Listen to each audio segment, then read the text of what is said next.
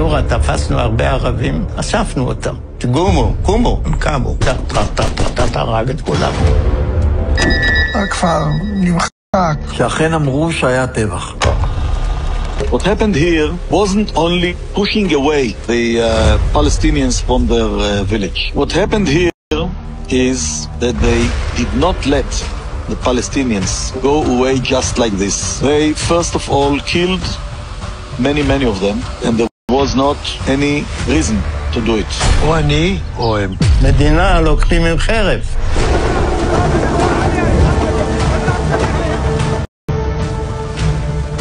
המדינה נתמת שויה. כמה אתה חושב אנשים הרגת ככה? לא ספרתי. אני לא יכול לדעת בחיי.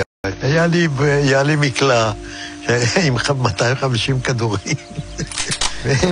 תראה, יריתי, נלחמתי כולם. אני לא יכול לספור. הרגנו בהם, בלי נקיפת מצפון. מצב נוראי, התעללו בהם ולקחו להם את איברי המין ותקעו להם בפיות. אחד אנס שם איזה ילדה בת 16, משהו כזה.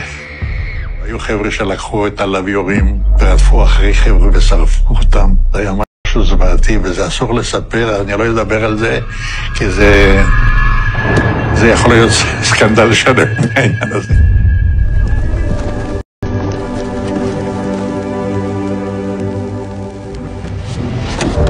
זה דבר שאתה לא שוכח.